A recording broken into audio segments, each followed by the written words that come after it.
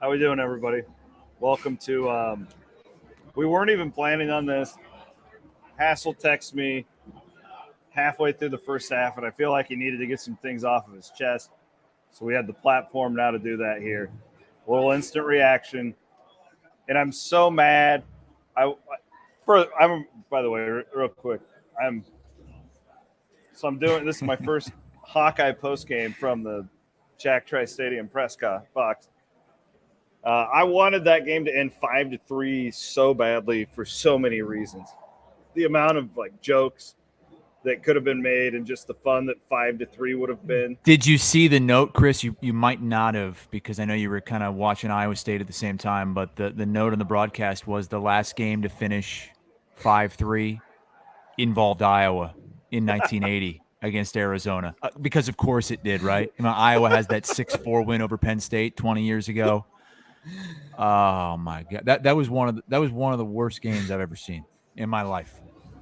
And I've gotten a lot of messages like that from Iowa fans that have watched every game for 30, 40, 50 years.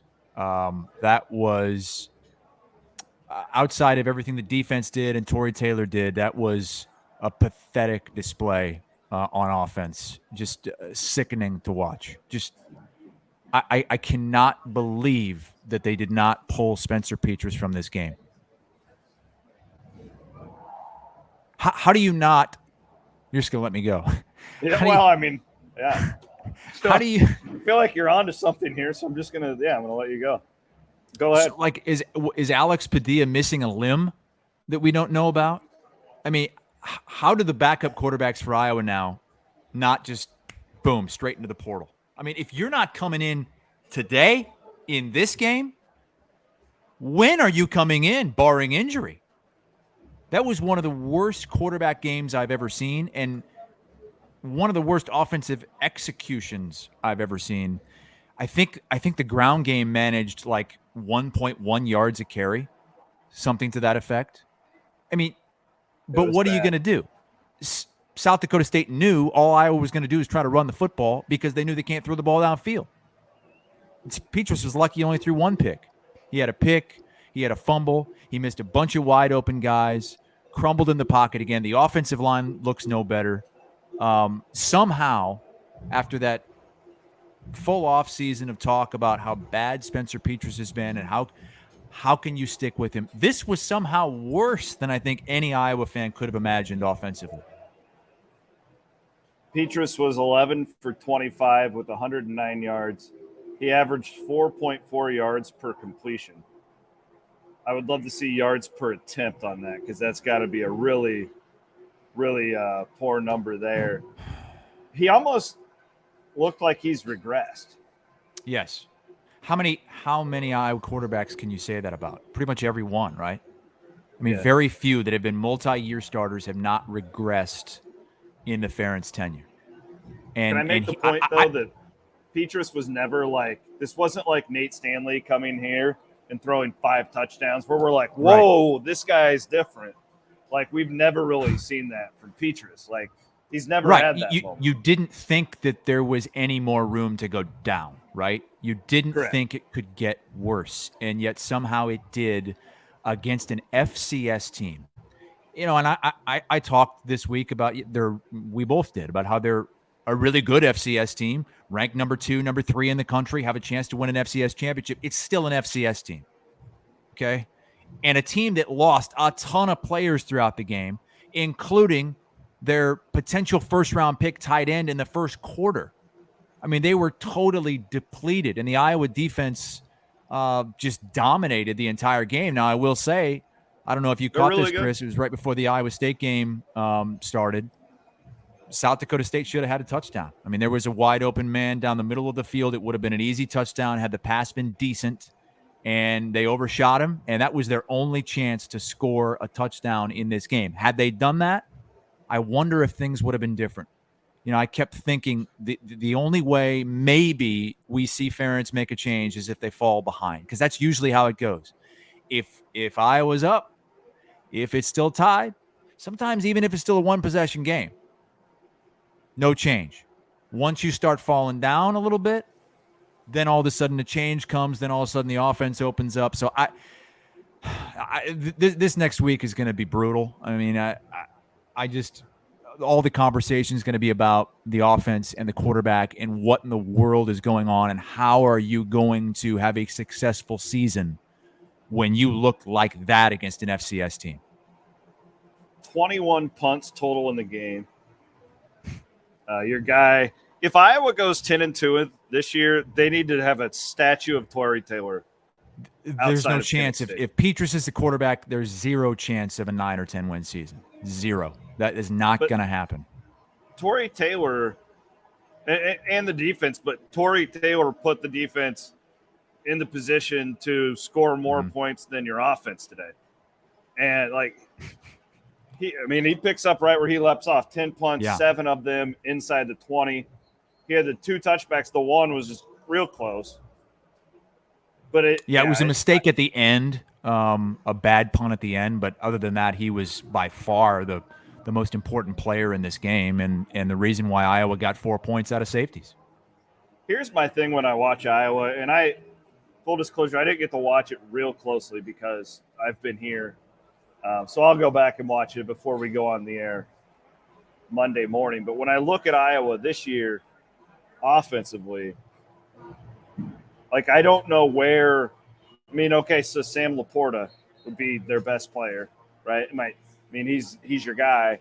But you're bad at quarterback, average line.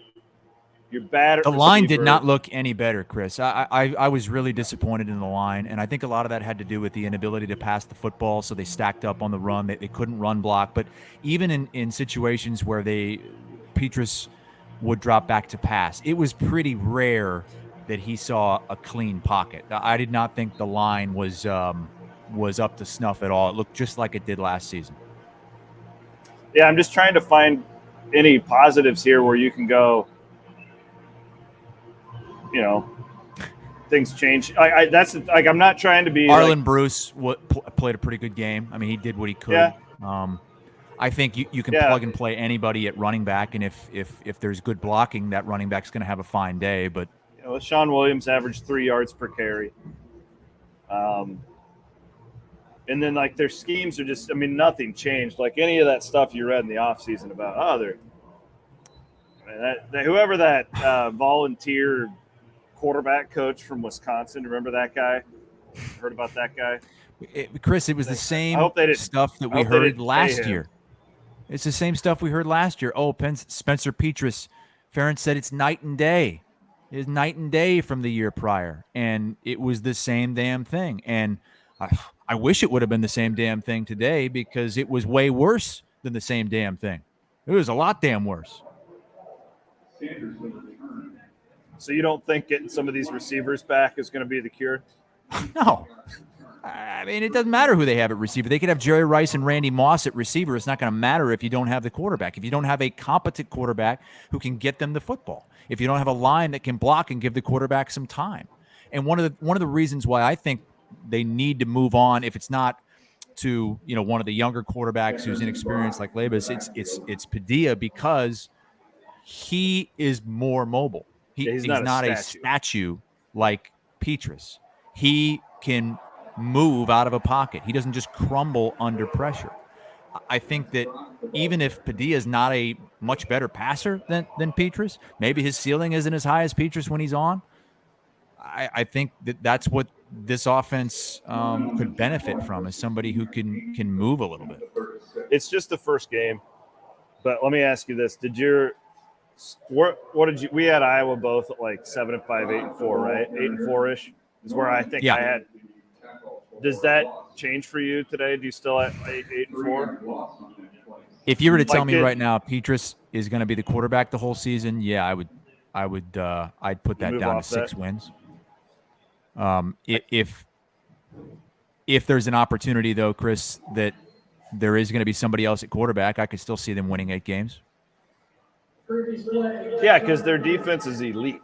It's legit. This isn't just they're bleeding the clock and they have good stats. No, it's an elite defense. I'm terrified. I'm sitting here watching Iowa State and they averaged I think they had like 10 total rushing yards in the first half. And I'm like, next week's going to be the same damn thing. They're going to get put in that sleeper hold. Like, I know exactly how this is going to go. Iowa, they'll flip the field, like, going to lose 7 in a row in the Cyhawk game or 8 in a row, whatever the hell it is. Like, I can already sense it.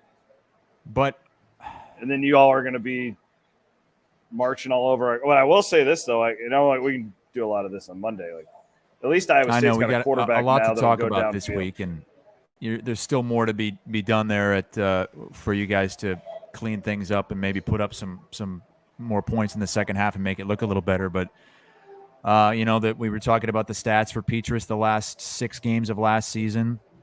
And how he had 1 touchdown pass over the last 6 games and 7 interceptions. Well, now, over the last 7 games, he has 1 touchdown and 8 interceptions. And I believe over those 7 games, he's completing 51% of his passes. And when you look at the passes that he's throwing, it's not like they're going down the field, Chris. No. I mean, these are short passes. 4.4 yards per completion today. That's a difficult stat, actually. That's a really difficult stat to only average 4 yards per completion. Well, that's scheme, though. That's on your coordinator more so than even the quarterback. That's on your coordinator. So I guess Brian Ferentz taking over as the quarterback's coach has not helped things to this point. There's going to be a lot of pressure on him. No, but again, though, you got that volunteer assistant from Wisconsin, that guy that – what the hell's he doing today? Where's that guy at? Chris, I don't know, man. Sometimes there's wins that you just say, okay, all right, fine, move on. It's tough to do with this win. It's tough to move on. Like, I feel like that was a half loss because if they're not going to take Petrus out today, when are they going to take him out? And when is Petrus going to show any kind of improvement? I don't know. Yeah, it's really discouraging for Padilla. I can't believe Padilla's still there, honestly. I can't either. After how last season ended and stuff, like, I was shocked that he stuck it out. Yeah, I saw a lot of tweets that he'd be in the transfer portal by the fourth quarter, the way things were going today. And at this point, I mean, really, unless they go and tell him, look, because of what happened today, we're going to give you every chance to earn next week's start in practice. Go earn it. Do you think that they will even consider starting Padilla next week? You have to. Do you think that they will? I know that you think that they should. Do you think that they actually will? Yes, I do. And maybe I'm an idiot. Maybe I'm a total idiot. But maybe the reason they didn't take him out in this game was because everything in this game was geared with Petrus, and they thought that putting Padilla in there would make it more likely that there's a catastrophic mistake. Not that Petrus didn't make some, including the interception at the end of the first half, but maybe if they can go into a week and say, all right, we're going to put everything into Alex Padilla this week, maybe. So I think there's still a chance. I'm holding out hope that there's a chance. If not, man, there were a lot of boos at Kinnick Stadium today. It started early and it never stopped. There were boos when the game ended with a 7-3 win. That's how frustrated Iowa fans are. Did you see the second safety? And they showed that massive guy, and he's just sitting there like, he's still just pissed as hell. Just pissed as hell. That's how I felt. There was no celebrating today. I hand it to some of those fans who, they were boisterous throughout the game when the team was on defense. That's tough to do when you're that frustrated with what's going on offensively. But, kudos to the defense because and Godspeed to them throughout the season because this could get really frustrating for them in a hurry. All right, brother. We'll see you at 8:30 Central on Monday. Enjoy the rest of your week, your weekend. Just sit and do nothing. I'm gonna enjoy sitting back and watching some offense the rest of the day. Okay, we did not see a single touchdown in that game. You're just seeking out like run and shoot spread style offenses right now. I gotta find it. We had 2 safeties. Two of these from the officials. And then there was one time the official went like this because he was showing how short South Dakota State was on a fourth down. And that's as close as we got to a touchdown signal from the officials in that game. Brutal. But, hey, that's Iowa football, right? It's a win. Move on. W. Move on to Iowa State. Hopefully with a new quarterback. Batting 1,000. Hey, they didn't cover, though. That spread went down to 10 by kickoff offshore. They did not Your cover. boy here bet the under, so I was feeling pretty confident. Oh, my God. That was a 42 and a half. Yeah. That was I don't know why I never thought that. I just thought that, and it almost happened on one play. It should have happened. I thought that South Dakota State would be able to put up some points, and because they have some pretty good skill players and a tight end that could be a first round pick. He got knocked out early, and boy, they were a mess offensively, just like Iowa. Especially, they committed like 10 pre-snap penalties between the offense and the special teams. Hey, your dad's chiming in on Facebook. Don, yeah. So he says, look on the bright side. I think he's trying to say that Ferentz didn't give Iowa State anything to look at. Yeah, maybe that's it, Dad.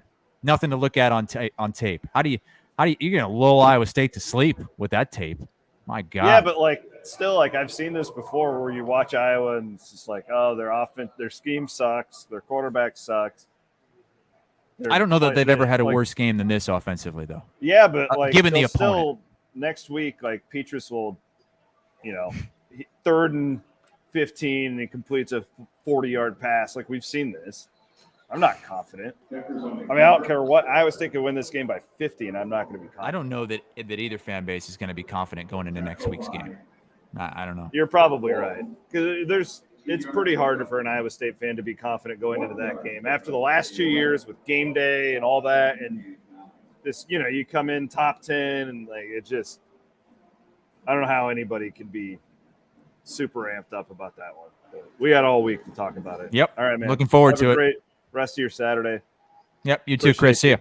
Matt Van Winkle producing. Thanks to Fairway for sponsoring two guys named Chris. Later, everybody.